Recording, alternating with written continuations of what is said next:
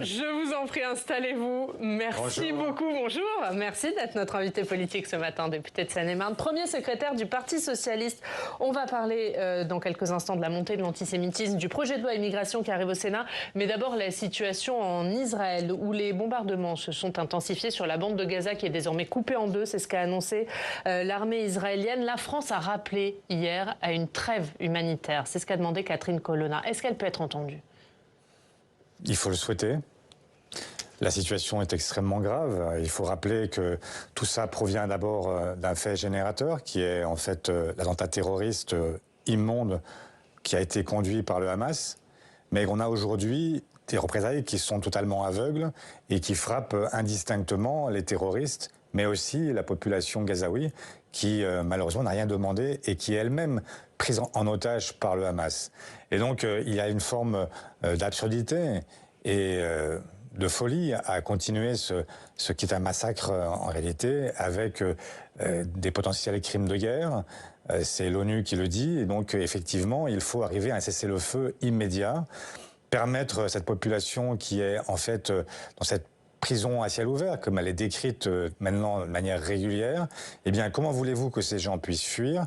Toutes les frontières sont fermées, ils sont bombardés où qu'ils aillent, et donc ils sont dans une situation qui est aujourd'hui intenable, impossible, et toute humaniste doit aujourd'hui s'inquiéter de cette situation et réclamer un cessez-le-feu immédiat. Emmanuel Macron annonce la tenue d'une conférence humanitaire à Paris jeudi. C'est une bonne initiative ? C'est une initiative qui, en tout cas, va dans le bon sens. On ne peut pas reprocher au président de faire tous ces efforts pour obtenir éventuellement une trêve humanitaire.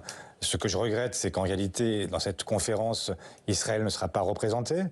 Et je regrette que la parole de la France ne soit pas un cran au-dessus, parce qu'on voit bien qu'en réalité... C'est quoi un cran au-dessus ? C'est le cessez-le-feu immédiat, permettre de retrouver en donc fait pas un une peu de simple raison. Trêve humanitaire. Pas simplement une trêve humanitaire qui serait simplement une façon de souffler, et puis ensuite de repartir avec un assaut qui a les défauts que je viens de décrire. Mais c'est le feu que refuse Benyamin Netanyahou.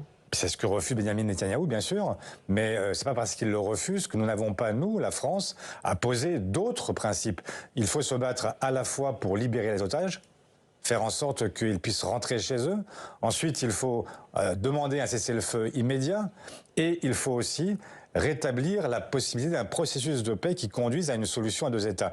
Voilà ce que devrait être la parole de la France. Elle ne peut pas être Parce qu'elle n'est pas, alignée. Selon vous, ce qu'est allé faire Emmanuel Macron. Elle a beaucoup bougé, elle a beaucoup évolué, puisque elle n'est pas lisible. On est passé d'un soutien inconditionnel à un soutien que je crois aujourd'hui plus mesuré, parce que les faits sont là et donc il y a une obligation de les prendre en considération, mais ça n'est pas suffisant. Rappelons-nous de ce qu'a été la position du général de Gaulle, de François Mitterrand, de Jacques Chirac, qui ont tous tenu la même ligne, et qui était une ligne de fermeté, y compris par rapport à un allié historique qu'est Israël. Mais il faut savoir rappeler aussi de grands principes, parce qu'on est à un moment de notre histoire où malheureusement le risque d'embrasement dans les opinions publiques, il est là, et il faut qu'on puisse tenir cette parole, qui est une parole de raison et de paix. Vous envisagez de vous rendre en Israël, vous ? Mais je souhaite pouvoir y aller. Mais je n'aime pas beaucoup le tourisme de guerre. Donc, je ne souhaite pas y aller dans un moment... Enfin, pour l'instant, en fait, les conditions ne sont pas forcément réunies et je souhaite pouvoir me rendre non seulement en Israël, mais aussi auprès de l'autorité palestinienne, parce que ça n'a aucun sens d'aller chez les uns sans aller chez les autres. Il faut ouvrir ce chemin pour la paix. Il est difficile, il est compliqué. On sait bien, on connaît cette histoire depuis 75 ans, qui est une histoire d'une complexité qui n'est rare, j'allais dire, peut-être pas tant que ça en réalité, mais enfin en tout cas, qui est une histoire difficile, douloureuse. Et donc, il faut prendre la tâche des uns et des autres. Et vous travaillez là-dessus, vous travaillez en déplacement. Oui, et à un moment où nous commémorons, il y a quelques jours, la mort d'Yitzhak Rabin, il faut effectivement, il faut chercher à reprendre, à remettre nos pas dans les siens et faire en sorte d'apporter une solution qui soit une solution durable. Et il n'y a pas de solution durable sans respect et sécurité pour à la fois les Israéliens et les Palestiniens. Sur les conséquences de ce conflit en France, 1040 actes antisémites ont été recensés dans le pays depuis le 7 octobre. C'est le chiffre donné hier soir par Gérald Darmanin. 257 à Paris et en petite couronne, c'est plus que sur l'ensemble de l'année dernière. Comment on lutte contre cette résurgence de l'antisémitisme ? D'abord, il faut rappeler de manière récurrente, incessante, qu'on ne peut pas tenir pour responsables les Français juifs de ce que fait le gouvernement israélien dirigé par Benjamin Netanyahou. C'est absolument incroyable. Et tout ça relève effectivement de l'antisémitisme. Comment rendre responsable l'ensemble des Juifs de ce que fait un gouvernement qui est un gouvernement particulier. Et donc, nous n'avons pas aujourd'hui, malheureusement, en fait, tout le monde n'a pas cette présence d'esprit. Et donc, il faut rappeler sans cesse que l'antisémitisme n'est pas une opinion, c'est un délit qui peut même conduire parfois au crime. Et que malheureusement, il y a des résurgences à rythme régulier. Et ça n'est pas assez multiséculaire, malheureusement. L'antisémitisme est une gangrène qui, malheureusement, a frappé notre pays à de nombreuses reprises et continue à le frapper. Et quand vous rappelez le nombre d'actes antisémites qui sont aujourd'hui constatés, il y a de quoi s'alarmer, s'indigner et appeler Est-ce qu'on s'indigne suffisamment? Est-ce que la classe politique, est-ce que les citoyens s'indignent suffisamment? Je le fais devant vous et j'espère être entendu. Il y a... c'est complètement... je récuse pour que tout le monde comprenne, y compris ceux qui aujourd'hui en veulent au gouvernement Netanyahou. C'est aussi imbécile d'accuser les Français juifs des crimes commis par Benjamin Netanyahou que d'accuser les Français musulmans des crimes commis par le Hamas. Chacun doit le comprendre.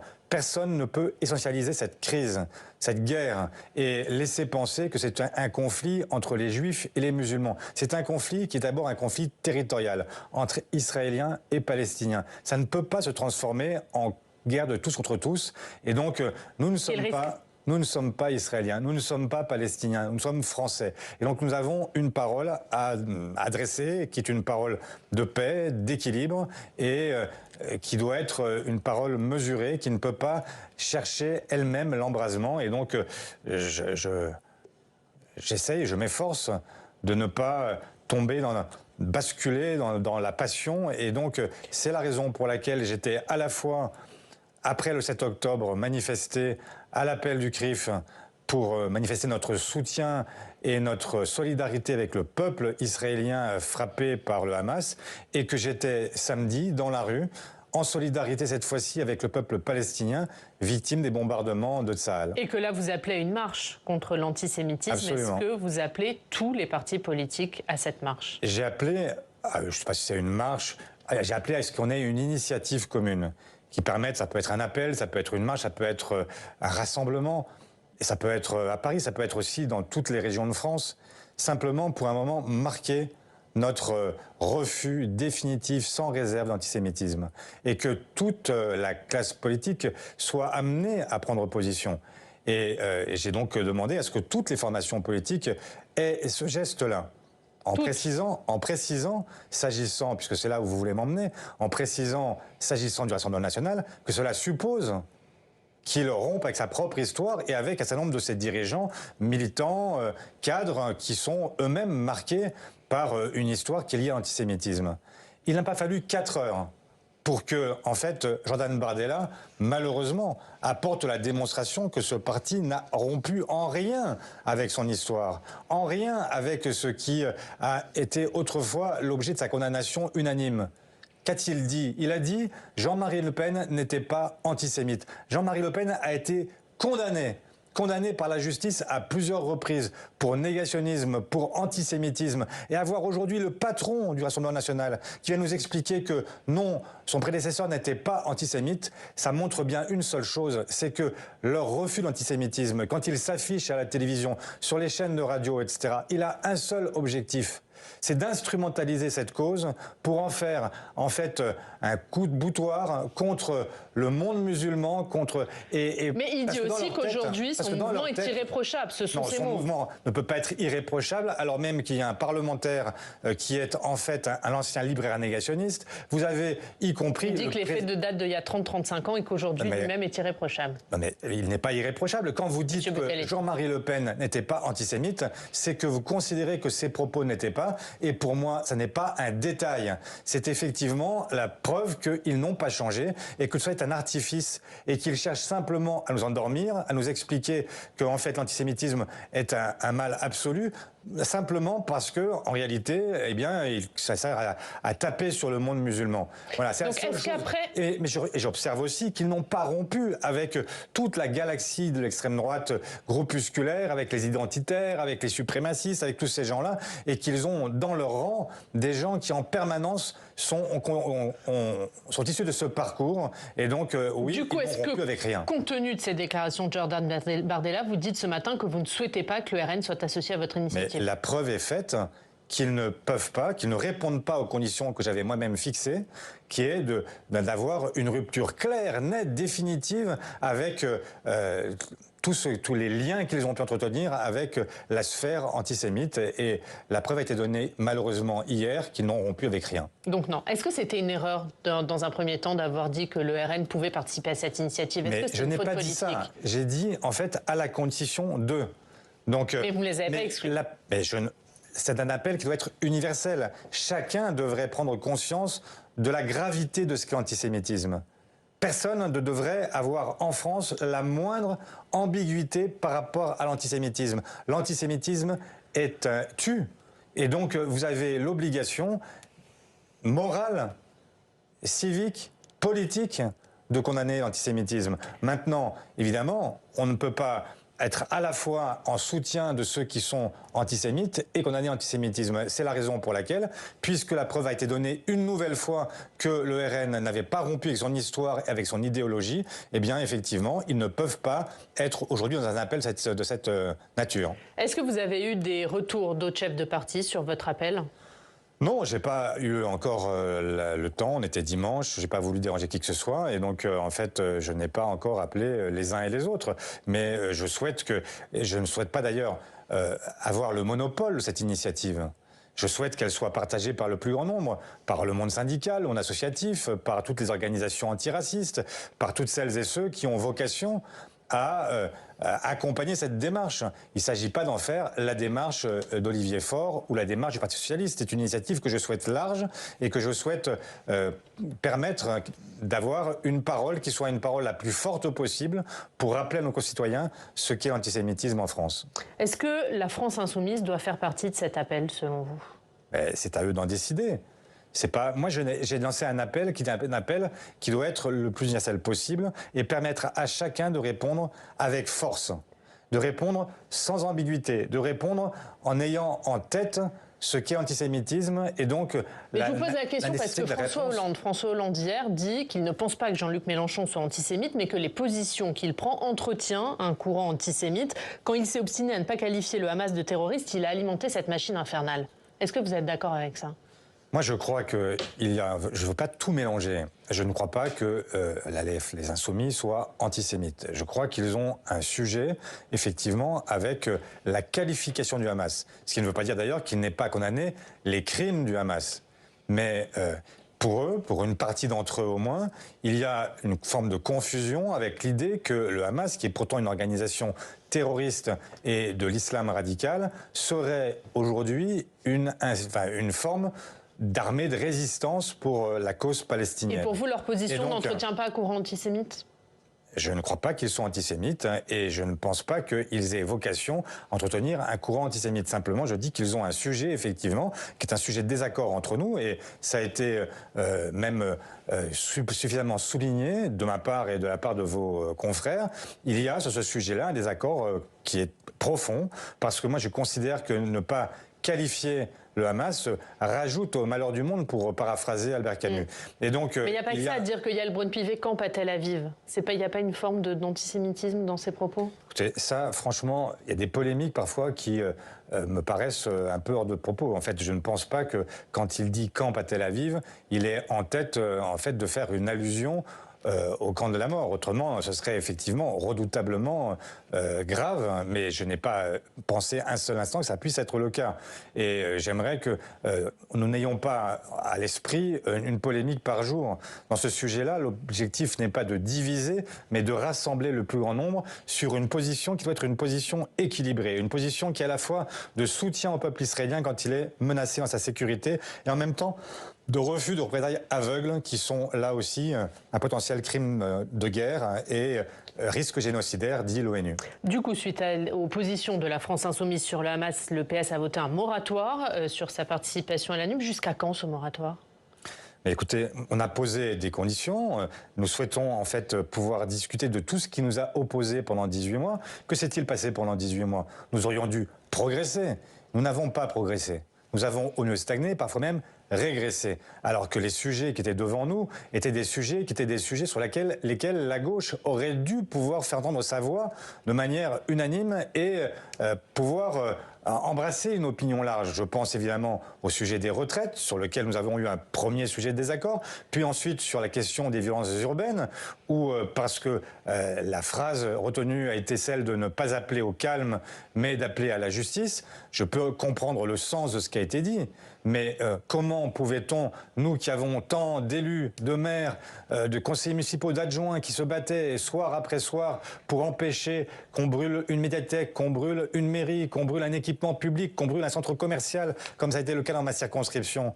Comment voulez-vous qu'en fait, on puisse se comprendre dans ces moments-là? Bien sûr qu'il y a des causes. À cela, il y avait un fait générateur, la mort de Naël, et puis il y avait aussi la constitution de ces ghettos géants que sont devenus certains de nos quartiers. C'est vrai. Mais ça ne suppose pas de laisser penser un seul instant qu'il puisse y avoir la moindre compassion pour des jeunes. Mais qu'est-ce que vous attendez de la France insoumise et de Jean-Luc Mélenchon pour mettre fin à ce moratoire? Est-ce que vous pensez vraiment que le PS pourra renouer avec la NUP comme avant? Mais je souhaite que nous puissions discuter. D'abord, il n'y a pas que Jean-Luc Mélenchon dans la NUP.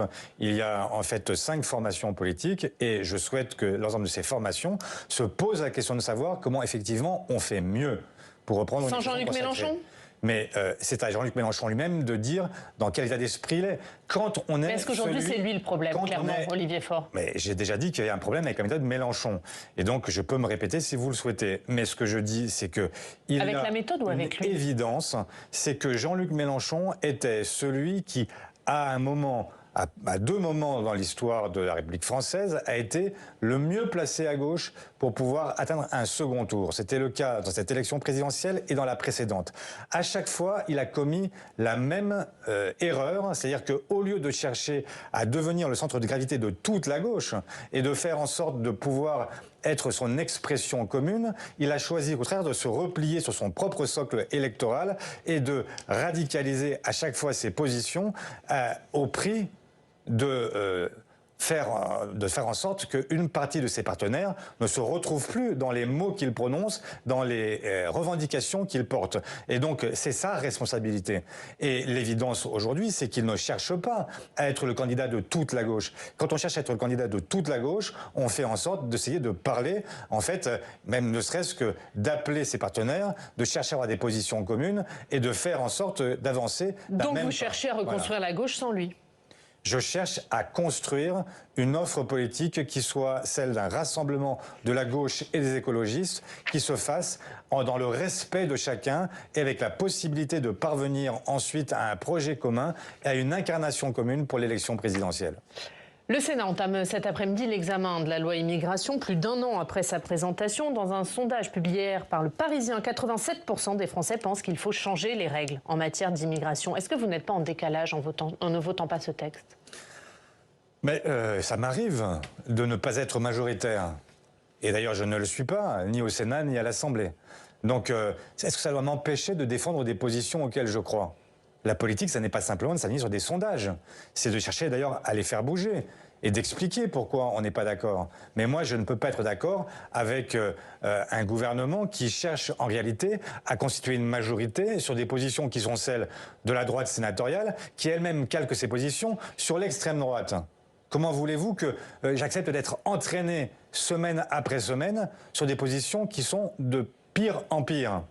On a tout à l'heure parlé de l'antisémitisme, mais pour moi, la lutte contre le racisme ne se divise pas. Il n'y a pas d'un côté l'antisémitisme qu'il faudrait condamner, et en même temps le racisme qu'il faudrait légitimer. Et donc, je suis farouchement opposé à ce texte, et opposé aux dérives que j'observe. Tout à l'heure, vous en parliez avec l'invité précédent, Monsieur Bonnecarrère, le rapporteur du texte. Et j'entendais ce qu'il disait, mais y compris la justification, même si lui est plus nuancé, c'est un centriste, mais la justification par les Républicains aujourd'hui de la fin de l'aide médicale d'État. Se rend-on compte de ce que l'on est en train de faire ? Et quand je dis ça, ce n'est pas une position des socialistes, c'est une position du corps médical qui a dit que c'était à la fois une faute éthique, une faute financière, budgétaire, et donc une faute sanitaire. Donc, mais vous entendez, les Français, ils sont favorables à un durcissement des règles en matière d'immigration. Pour vous, il ne faut pas les durcir? Mais ça ne veut rien dire. En fait, les règles actuelles sont déjà en réalité de nature. Quand vous avez quelqu'un qui pose des problèmes de sécurité nationale, il est déjà expulsable. C'est un mensonge que d'expliquer que, en fait, il faudrait de nouvelles règles à chaque fois. La réalité, c'est que nous n'avons hier soir, Gérald Darmanin. Nous avons cessé de légiférer depuis des années et des années. Ça va être le 20e texte en je ne sais plus combien d'années. Enfin bref, on n'a pas arrêté de légiférer sur ce sujet-là. Ça n'a rien changé. Aujourd'hui, on a une situation qui est assez paradoxale. Vous avez maintenant Gérald Darmanin qui nous explique qu'il faudrait expulser à tour de bras. Mais il sait bien que ce n'est pas le cas. 7% des OQTF sont exécutés en réalité. Et on a cette situation assez folle, c'est que vous avez des gens qui travaillent, qui sont donc là, qui sont insérés, qui payent des cotisations, mais qui n'ont droit à rien parce qu'ils restent dans l'illégalité. Et donc vous avez cette espèce de zone grise impossible, vous avez des gens qui ne peuvent pas s'intégrer correctement parce que tout simplement, en fait, on ne peut pas expulser et on ne veut pas intégrer. Alors on ne veut pas régulariser. Alors qu'est-ce qu'on fait? Eh bien la proposition que nous faisons, c'est que toutes celles et ceux qui ont une vie dans notre pays, qui ont un travail, qui est un travail légal, eh bien cela puisse être régularisés et faire en sorte qu'avec leurs enfants, avec leurs femmes, avec leurs maris, eh bien ils puissent vivre dans de bonnes conditions et participer à la richesse de notre pays. Les Républicains disent que c'est un appel d'air. L'article 3 qui régularise uniquement dans les métiers en tension, c'est-à-dire moins que ce que vous proposez, vous. Oui, mais c'est déjà, c'est vrai que ça n'est même pas ce que nous proposons nous, mais moi je vais vous parler de ce que je propose, ce que nous proposons nous. Mais donc, vous pensez qu'il figurera dans le texte cet article 3 ? Ben, je n'en sais rien, je vois que Gérald Darmanin a déjà prévu de lâcher du lest, il a prévu en fait de tout leur donner. Je me souviens d'une interview où il avait dit tout ce que veulent les Républicains, je le veux aussi. Donc on voit bien que son objectif à lui, la quasi-intégralité, son objectif à lui est en réalité de trouver une majorité élargie aux Républicains et n'est pas en réalité de satisfaire l'intérêt général. Donc de ce point de vue, nous ne serons jamais d'accord. Voilà. Emmanuel Macron vous a écrit une lettre, vous et aux autres chefs de parti, hier soir. Il confirme qu'il est favorable à un élargissement du référendum, notamment aux questions migratoires. Est-ce que c'est une bonne chose ?